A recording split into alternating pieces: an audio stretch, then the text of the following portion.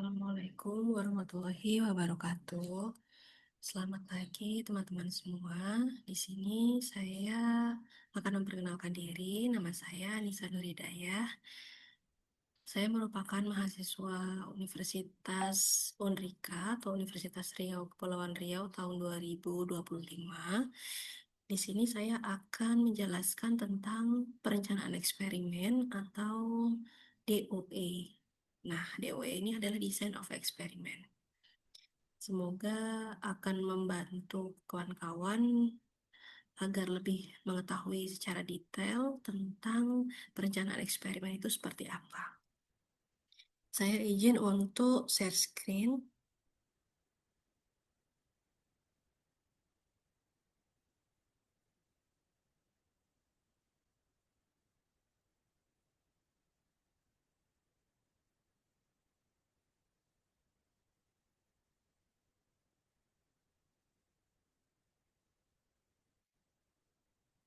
Nah, perencanaan eksperimen atau DOE di universitas kami ini diampu oleh Bapak Dr. Insinyur Abdullah Merjani, STMT.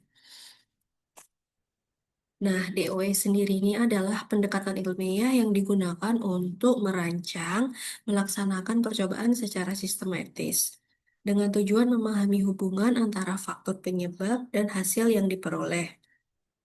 Di dalam dunia teknik industri, metode ini berperan sangat penting untuk meningkatkan kualitas produk, efisiensi proses, serta dalam pengambilan keputusan berbasis data.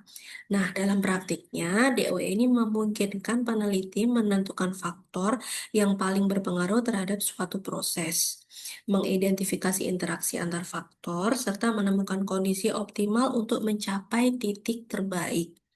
Dibandingkan metode-metode konvensional, DOE ini lebih efisien karena dia dapat menghemat percobaan-percobaan agar dapat memperoleh hasil yang secara maksimal.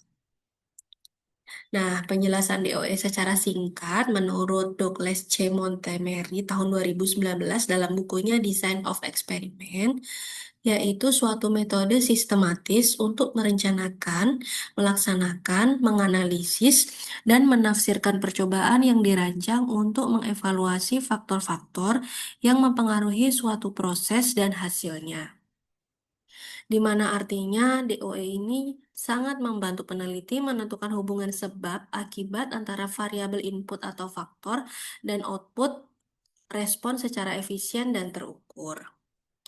Nah, di sini saya akan menjelaskan juga tentang latar belakang, tujuan, dan manfaat dari materi yang akan saya sampaikan. Di mana latar belakangnya adalah melalui soal nomor 3.24 dan 4.27 yang diterapkan melalui aplikasi Minitab menggunakan metode ANOVA dan RBD. Kemudian tujuannya adalah pada soal 3.24 itu untuk melihat pengaruh eksperimen pada proses rodding atau penusukan beton menggunakan batang logam. Kemudian yang nomor 2, pada soal 4.27 itu untuk melihat pengaruh efek dari 5 bahan yang berbeda. Bahannya itu ada A, B, C, D, dan E terhadap faktor reaksi suatu proses bahan kimia. Nah, manfaatnya di sini adalah yang pertama untuk memahami penerapan metode ANOVA dan RBD pada data nyata. Kemudian yang kedua, mengevaluasi efektivitas perlakuan dan perbedaan antar kelompok. Dan yang ketiga, menjadi panduan analisis residual post hoc. Dan yang keempat adalah meningkatkan kemampuan dalam perencanaan eksperimen dan analisis data statistik.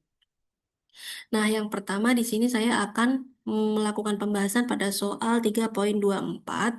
Di sini sudah muncul teman-teman soal poin 324 pada buku Douglas, di mana artinya dalam bahasa Indonesia yaitu sebuah artikel dalam Aci Material Journal volume 84 tahun 1987 halaman 213 sampai 216. Di sini menjelaskan beberapa eksperimen yang menyelidiki proses rodding, di mana proses rodding ini adalah proses beton menggunakan batang logam untuk mengeluarkan udara yang terperangkap di dalam beton. Nah, silinder beton ini berukuran 3 inci kali 6 inci yang digunakan. dan jumlah loading menjadi variabel dalam eksperimen ini, serta kuat tekan dari beton yang dihasilkan merupakan respon atau keluaran yang diukur melalui aplikasi DOE.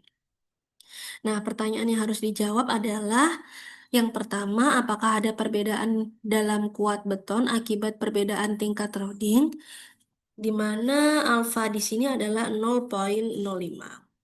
Dan yang kedua, itu temukan nilai p-value dari statistik F dalam pertanyaan nomor A.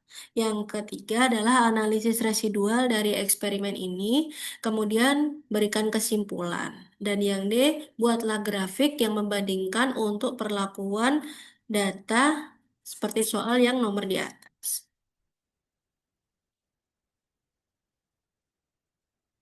Nah, di sini adalah tampilan awal dari aplikasi yang akan kita gunakan untuk membahas soal sebelumnya. Ini adalah tampilan yang muncul ketika awal sekali kita membuka aplikasi Minitab. Nah, karena tadi kita sudah menentukan proses dari DOE ini adalah proses loading dan strength-nya kita masukkan ke dalam sheet C1 dan C2, di mana si C1 ini merupakan loading. Kita isi semua sesuai tabel yang sebelumnya. Dari mulai 10, 15, 20, dan 25. Nah, kemudian untuk tabel strength kita masukkan pada sheet C2. Kita masukkan dari 1530 sampai dengan 1570. Nah, setelah kita masukkan tabel sesuai dengan soal tadi di aplikasi Minitab, kita running menggunakan one way analysis of variance, di mana one way analysis of variance ini kita tinggal klik saja menu start, kemudian pilih one way analysis of variance, kemudian akan muncul tampilan seperti ini, di mana C1 kita masukkan sebagai respon adalah strength, kemudian di mana C2 adalah faktor, kita masukkan adalah routing seperti yang C2 ini. Tinggal kita klik dua kali, kemudian dia akan langsung muncul pada kolom seperti gambar ini. Setelah kita masukkan data seperti ini, kita lanjut klik OK. Nah, di sini sudah muncul untuk running dari one way ANOVA akan muncul seperti gambar di sebelah kiri. Kemudian akan muncul juga grafik interval plot, di mana grafik ini adalah perbandingan antara strength versus loading. Nah, dari kesimpulan dari tabel ini, p-value-nya adalah 0,214. Di mana p-value 0,214 ini artinya lebih besar dari alfa yang ditentukan dalam soal, yaitu 0,05. Di mana artinya di sini juga tidak ada signifikan secara statistik atau tidak ada perbedaan yang signifikan dalam kuat tekan beton antar level loading.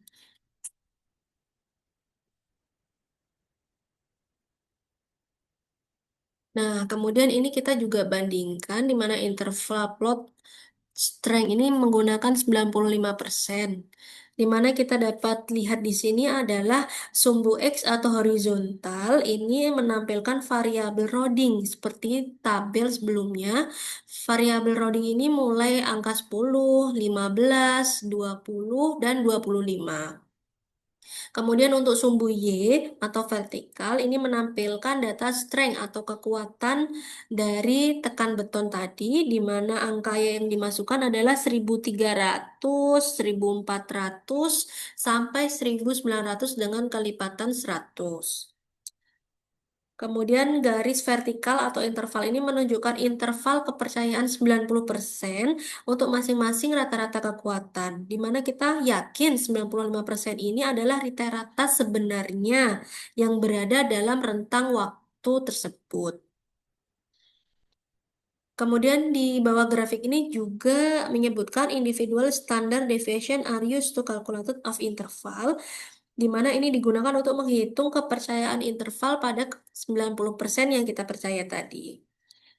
Nah, dari tabel ini kita dapat melihat juga untuk tingkat Roding 25 ini memiliki kekuatan rata-rata paling rendah, namun interval kepercayaannya paling sempit, yang menunjukkan variabilitas data yang kecil atau data yang lebih konsisten.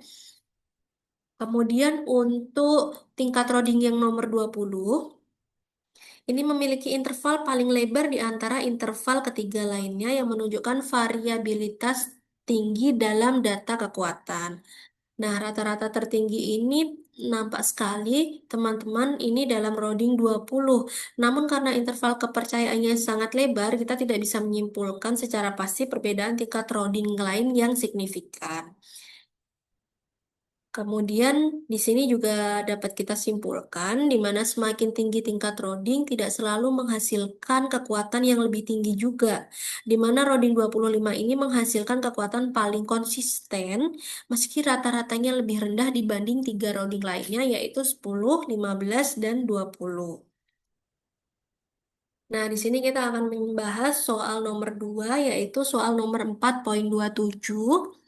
Nah, di sini arti dalam bahasa Indonesianya adalah kita efek dari lima bahan yang berbeda, yaitu bahannya A, B, C, D, dan E terhadap waktu reaksi suatu proses kimia yang sedang diteliti. Nah, setiap batch ini, bahan barunya hanya cukup untuk melakukan 5 percobaan. Nah, ini adalah batchnya dan maksimal adalah hanya 5 percobaan.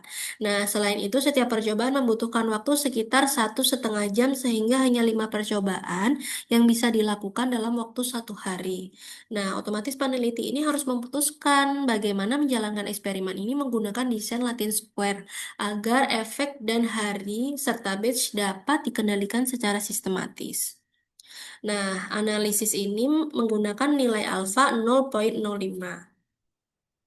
Nah, seperti pada pembahasan soal sebelumnya, kita juga akan menggunakan aplikasi Minitab untuk membantu kita menyelesaikan soal yang tadi, di mana kita bisa masukkan di sheet C1 adalah respon, C2 adalah row, dan C3 adalah kolom. Kita masukkan juga data respon ini merupakan data yang sebelumnya adalah poin A, B, D, C, dan E, dan seterusnya ya. Setelah itu kita masuk ke menu Start, kemudian kita pilih General Linear Model sesuai dengan tampilan yang di sini. Nah, di mana respon ini adalah pengaruh dari respon row dan kolom. Kemudian faktornya ini adalah treatment. Kemudian kita pilih OK. Nah, di sini kita dapat melihat hasil dari General Linear Model. General Linear Model ini juga seperti dengan ANOVA sebelumnya, dia dapat memunculkan nilai p-value. Di mana p-value di sini terlihat 0,145. Nah, 0,145 ini adalah lebih besar dari 0,05 atau alfa yang ditentukan dari soal sebelumnya. Di mana dapat kita simpulkan juga hasil analisis general linear model ini tidak terdapat perbedaan signifikan antara perlakuan bahan A, B, C, D, dan E terhadap waktu reaksi. Nah, di sini kita akhirnya sampai pada kesimpulan dari soal nomor 3.24 dan 4.27 yang sebelumnya kita kerjakan menggunakan aplikasi Minitab. Yang nomor pertama, kesimpulan dari soal nomor 3.24 itu p-value-nya adalah 0,214, di mana 0,214 ini lebih besar dari 0,05. Artinya tidak ada signifikan secara statistik, sehingga tidak ada perbedaan yang signifikan untuk pengaruh kuat tekan beton terhadap level loadingnya. Nah, yang kedua ini dari soal nomor poin 47, secara keseluruhan menggunakan p-value ANOVA-nya adalah 0,145. Namun jika dilihat secara individual, treatment D menunjukkan perbedaan yang signifikan dibanding dengan treatment E. Nilai R residual ini juga rendah, menunjukkan model tidak dapat menjelaskan variabilitas data dengan baik. Nah, saran dari kedua soal sebelumnya, yang pertama dari soal nomor 3.24 itu menambah replikasi, mengontrol variabel lain, memperluas desain eksperimen, dan menggunakan analisis grafik residual secara menyeluruh dalam aplikasi Minitab. Kemudian yang kedua dari soal nomor 4.27 itu kita dapat mengevaluasi ulang desain eksperimen. Kemudian dapat mempertimbangkan analisis tambahan berupa uji post hoc atau Torquay Bonferroni jika ingin membandingkan antar level treatmentnya. Yang ketiga, mempertimbangkan penggunaan metode non-parametrik jika asumsi normalitas atau residualnya tidak terpenuhi. Dan yang keempat, melanjutkan investigasi pada treatment D karena menunjukkan perbedaan signifikan bisa jadi ada pengaruh nyata di dalamnya.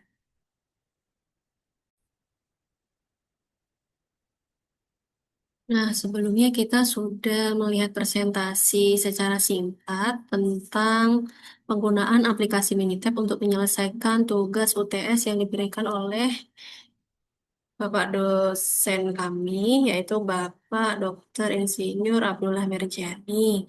Nah, setelah ini saya akan lanjut untuk share screen di aplikasi Minitab-nya langsung, supaya kita lebih jelas.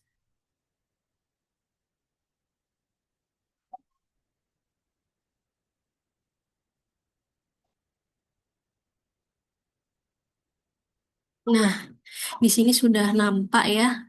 Ini adalah worksheet untuk mengerjakan tugas 3.24.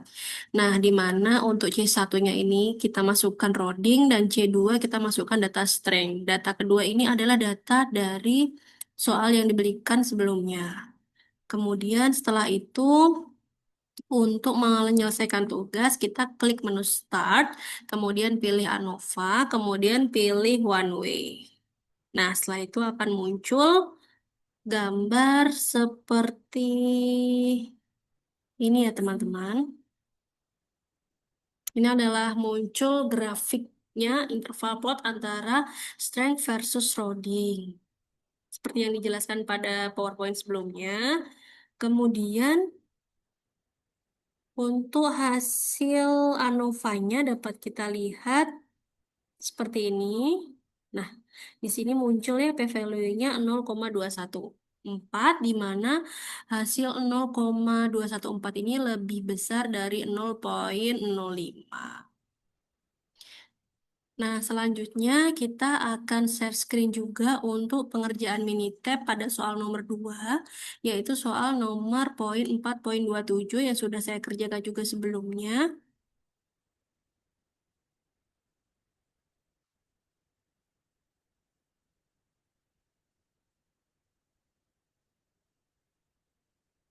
Nah, di sini sudah muncul ya.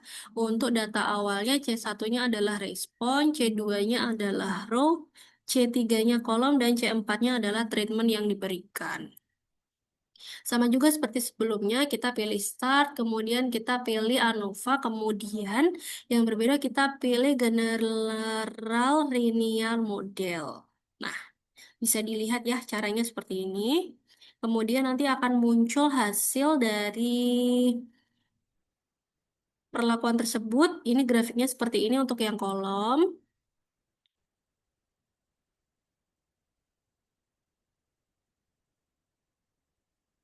Nah, ini adalah hasil ANOVA-nya. Muncul dari atas. Di sini p-value-nya adalah 0,145 seperti yang dipresentasikan sebelumnya. Dan hasil p-value ini adalah lebih besar dari 0,05.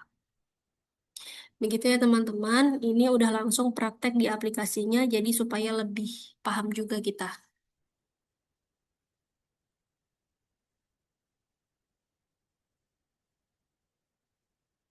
Nah, selanjutnya, setelah kita selesai untuk membahas pengerjaan soal, dua sebelumnya menggunakan aplikasi Minitab, selanjutnya saya akan lanjut untuk membahas UTS nomor 2, yaitu tentang DOE tentunya.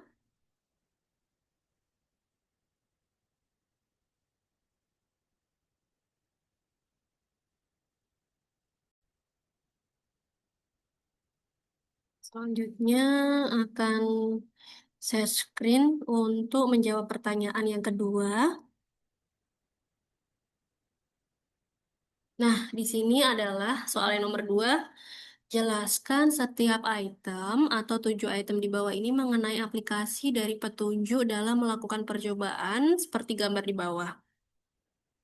Nah, ini sebelumnya sudah saya kerjakan dan saya tulis dalam folio sesuai instruksi Bapak dosen yang berikan pada kertas ujian. Di sini saya akan menjelaskan 7 item pada gambar sebelumnya. Yang pertama adalah recognition of statement of problem atau pra percobaan. Nah, ini merupakan tahap awal atau yang paling pertama. Ini mencakup tentang identifikasi masalah dalam eksperimen. Misalkan jika dalam eksperimen kita ingin meningkatkan kualitas suatu produk, tentunya kita harus menyatakan apa masalahnya, tujuannya seperti apa, dapat dijelaskan secara ringkas. Kemudian yang kedua adalah selection of response variable. Variabel respon ini adalah output atau hasil dari proses yang akan kita ukur untuk mengevaluasi pengaruh dari faktor input yang kita tentukan, seperti misalnya kekuatan produk, waktu, dan pengerjaan. Dan yang ketiga adalah choice of factor, level, dan arrangement. Faktor variabel kontrol ini mempengaruhi variabel respon seperti suhu, tekanan, kecepatan, misalnya suhu. Nah, kita detailkan di sini suhunya ada 100, 150, 200 derajat Celcius. Jadi kita juga harus mengidentifikasi faktor yang tidak bisa dikendalikan juga agar dapat menimbulkan variasi. Nah, yang keempat adalah choice of experimental design. Di tahap ini kita harus memilih desain eksperimen yang bertujuan agar dapat dianalisis untuk memberikan informasi maksimal dan jumlah percobaan yang akan kita laksanakan. Yang kelima tentunya performing eksperimen. Eksperimen ini dijalankan sesuai dengan desain yang sudah kita tentukan di tahap 4 sebelumnya. Nah, semua prosedur harus kita kontrol agar kondisi tetap berjalan dengan konsisten sampai dengan akhir. Yang nomor 6 adalah statistical analysis of the data. Setelah kita lakukan eksperimen pada poin nomor 5, tentunya kita harus menganalisis dan kita dapat mengumpulkan hasil analisis sebelumnya. Nah, hasil analisis ini dapat kita peroleh melalui aplikasi Minitab melalui menu ANOVA, sehingga muncul untuk memahami lebih dalam interaksi antar pengaruh variabel atau faktornya. Yang ketujuh adalah conclusion and recommendation. Berdasarkan hasil analisis poin sebelumnya, atau poin 6 kita sudah menganalisis. Nah, di poin 7 ini kita akan mendapatkan kesimpulan faktor mana yang paling berpengaruh. Kemudian kita juga dapat memberikan rekomendasi tindakan perbaikan dalam proses agar hasil yang tercapai sesuai dengan tujuan di poin nomor 1. Nah, terima kasih sebelumnya. Terima kasih sebelumnya untuk teman-teman yang sudah menyaksikan video singkat tentang aplikasi Minitab yang sudah kita bahas sebelumnya dan tentang mata kuliah perencanaan eksperimen atau DOE. Mohon maaf apabila ada salah kata. Sekian dan terima kasih. Wassalamualaikum warahmatullahi wabarakatuh.